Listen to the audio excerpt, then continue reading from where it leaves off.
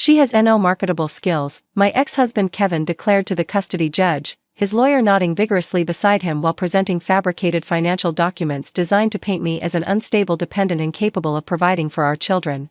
I should have primary residence. I can provide stability, structure, a real home with a real income, not whatever freelance nonsense she claims to be doing.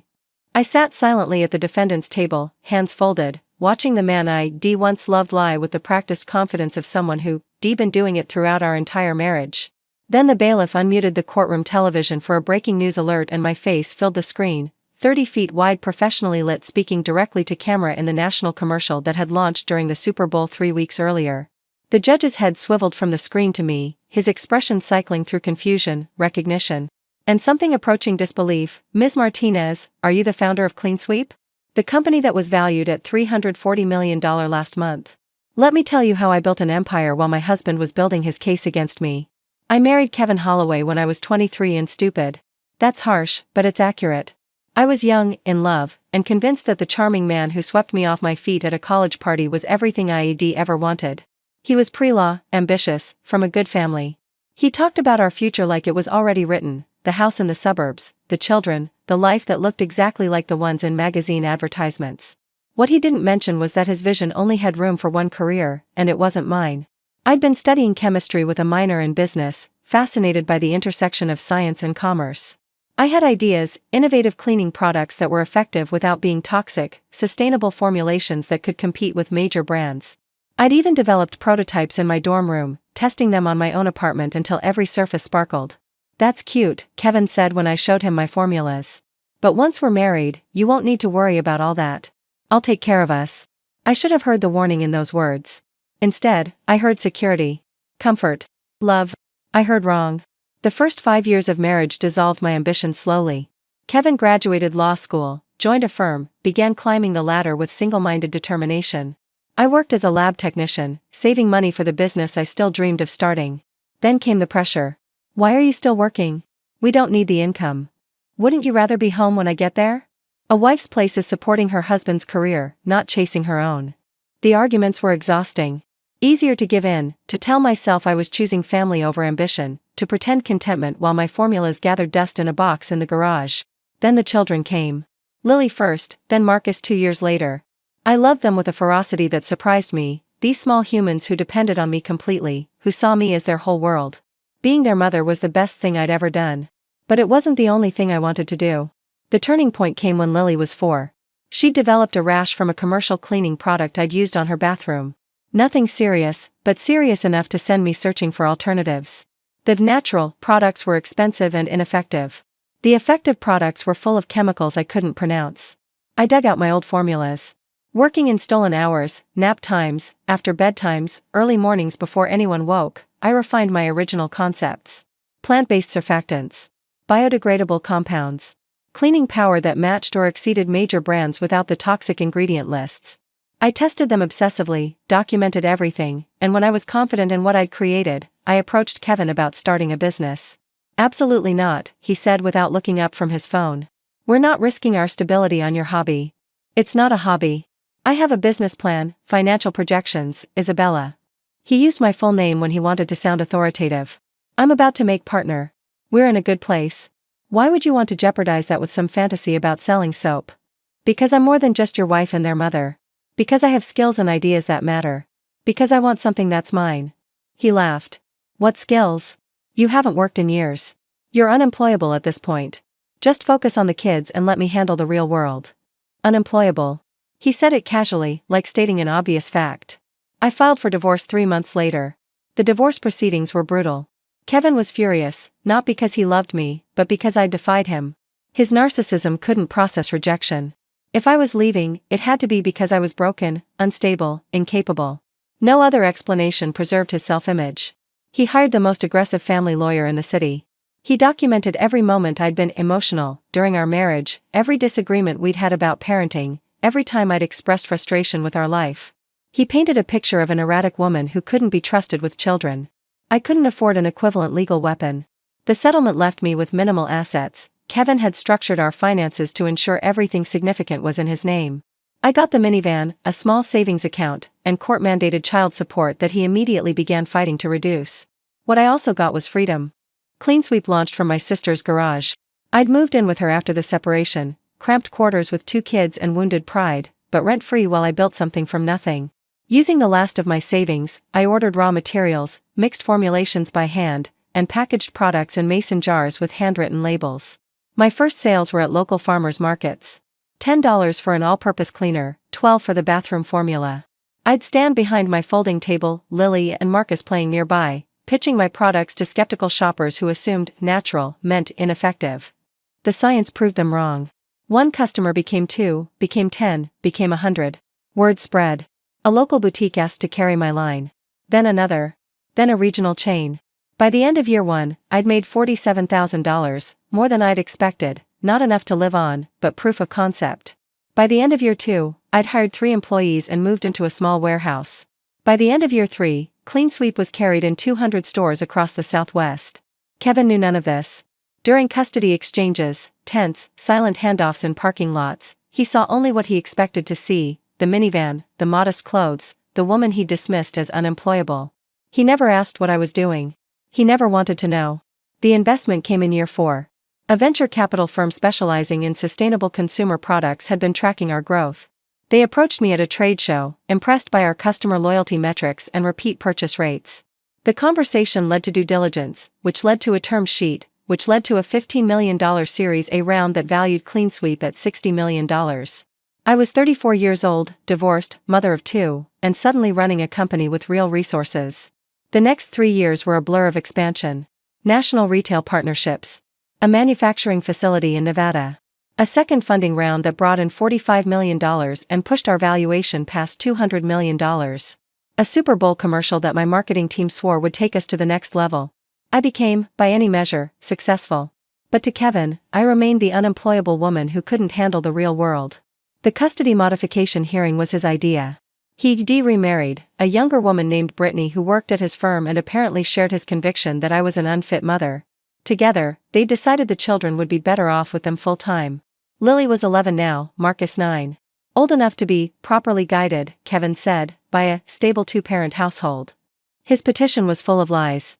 He claimed I traveled constantly, leaving the children with strangers, our wonderful nanny, Elena, who'd been with us for 4 years. He claimed my income was unstable and undocumented. I deliberately kept CleanSweep's ownership structure private.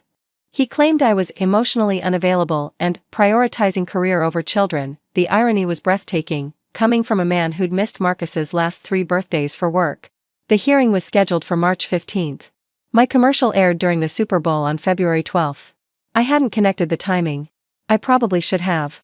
The courtroom was standard family court, fluorescent lights, worn furniture, the particular despair that accumulates in spaces where families are disassembled.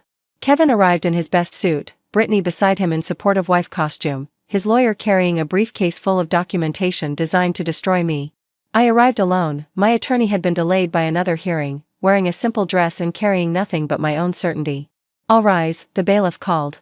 Judge Theodore Harrison took his seat, a weary-looking man who'd clearly seen every variation of parental warfare. Kevin's lawyer went first. "Your Honor, my client is seeking modification of the existing custody arrangement. The children's mother has become increasingly absent and unstable. She claims to run some kind of business, but we found no evidence of legitimate employment. Meanwhile, my client has provided a stable home, consistent income, and a new family structure that she has no marketable skills," Kevin interrupted, unable to contain himself. "I should have primary residence. I can provide stability, structure, a real home with a real income, not whatever freelance nonsense she claims to be doing." I sat silently. I'd learned years ago that defending myself to Kevin was pointless. He'd already decided what he believed. Judge Harrison made notes. "Ms. Martinez, do you have representation?" "My attorney was delayed, Your Honor. I'm prepared to proceed without her if necessary." "Very well. Mr. Holloway, continue." The lies flowed for another 10 minutes. Fabricated schedules showing my alleged absence. Statements from Brittany about the children's distress during custody transitions. Financial documents claiming I'd hidden assets and failed to report income properly. Then the television intervened. The courtroom had a mounted screen used for evidence display, connected to cable for some reason, perhaps for weather emergencies or news alerts that might affect court scheduling. The bailiff's phone buzzed. He checked it, frowned, and approached the bench. "Your Honor, there's a breaking news situation." Protocol says I should unmute for the alert. Judge Harrison nodded, distracted by Kevin's documents. The screen flickered to life. A news anchor was speaking, unprecedented response to the Super Bowl advertisement. Clean Sweep, the eco-friendly cleaning products company, has seen its stock. Then the commercial played. My face filled the screen. 30 feet wide, professionally lit, speaking directly to camera.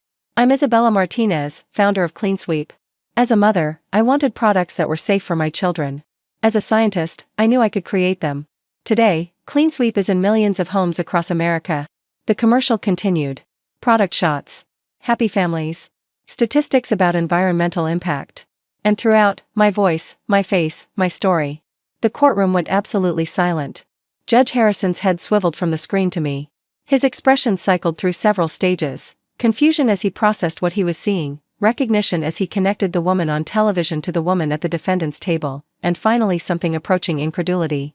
Ms. Martinez, he said slowly, are you the founder of Clean Sweep? The company that was valued at $340 million last month. Every eye in the courtroom fixed on me. Yes, Your Honor. The company currently being discussed on national news for its Super Bowl commercial success? Yes, Your Honor. The company that, according to this news report, just announced a $45 million Series C funding round? The round closed last week, Your Honor.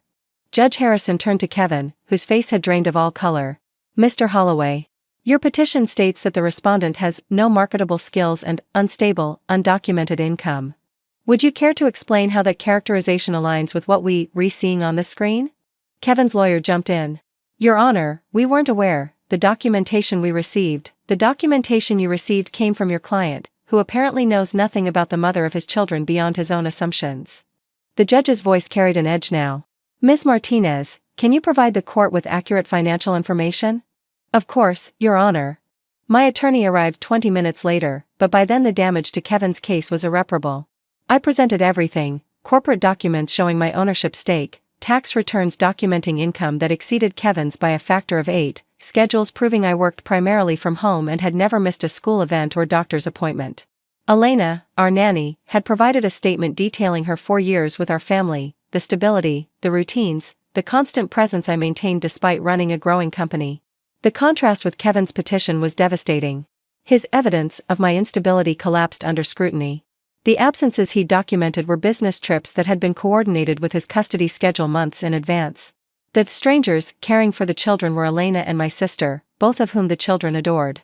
The financial irregularities were simply his inability to imagine that I could have succeeded without him. Mr. Holloway, Judge Harrison said finally, I'm looking at two very different pictures of this family. One is presented in your petition, a struggling, unstable mother who can't provide for her children. The other is documented in Ms. Martinez's evidence, a successful entrepreneur who has built a multi-million-dollar company while maintaining primary custody and active involvement in her children's lives. Your Honor, I didn't know. You didn't know because you didn't ask. You assumed. And based on those assumptions, you've wasted this court's time with a petition that appears to be motivated by spite rather than genuine concern for your children's welfare. Kevin's face had gone from pale to red. Brittany was gripping his arm, looking like she wanted to disappear. The motion for custody modification is denied, Judge Harrison announced. Furthermore, I'm ordering a review of the existing support arrangement. Given the disparity between actual incomes and what was previously documented, adjustments may be necessary. The aftermath was complicated. Kevin's legal fees for the failed custody battle exceeded $40,000. The support review resulted in his payments being restructured, not increased, since I clearly didn't need his money, but adjusted in a way that made his financial manipulation obvious and embarrassing. His firm heard about the courtroom debacle through the legal community grapevine. Partners don't appreciate associates who file frivolous petitions based on verifiably false claims. His path to partnership became significantly more complicated. Brittany filed for divorce 8 months later. Apparently, Kevin's charm wore thin when it wasn't backed by success.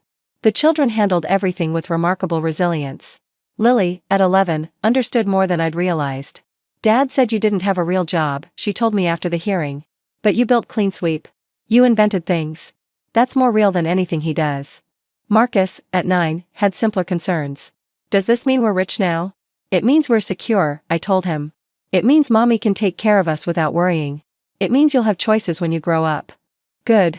Dad's house is boring anyway. I laughed despite everything. Kids have a way of cutting through complexity. Clean Sweep continued to grow. We went public 18 months after the custody hearing, with an IPO that valued the company at $1.2 billion. My stake was worth approximately $340 million, paper wealth that still felt unreal, but real enough to ensure my children would never face the constraints I'd faced. I used some of it to establish a foundation supporting women entrepreneurs, particularly those emerging from difficult domestic situations.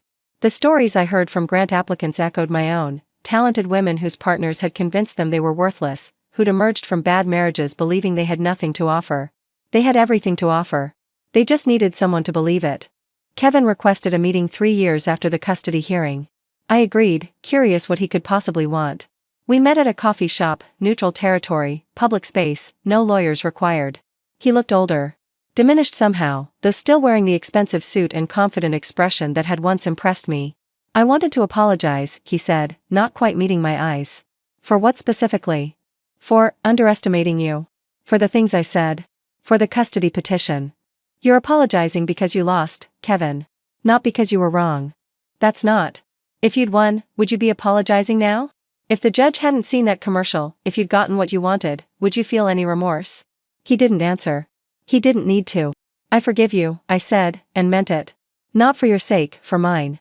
Carrying anger takes energy I'd rather spend on my children and my work. But forgiveness doesn't mean forgetting. It doesn't mean pretending you're different than you are. I am different now. No. You're just unsuccessful now. That's not the same thing. I left him sitting there with his cold coffee and his expensive suit and his failed apology. Some people never really change. They just adapt to new circumstances while remaining fundamentally who they always were. My children are teenagers now. Lily is 16, brilliant at chemistry like her mother, already talking about college and what she wants to build. Marcus is 14, more interested in music than business, which delights me. Following passion is more important than following money. They split their time between my home and Kevin's, though his house has become smaller and quieter since Brittany left. He just remarried again, third time, to a woman who seems nice enough and doesn't seem to know the full history. I hope he's kinder to her than he was to me. People can grow, even people like Kevin. But if they can't, well, some of us build empires from the ashes of our underestimation.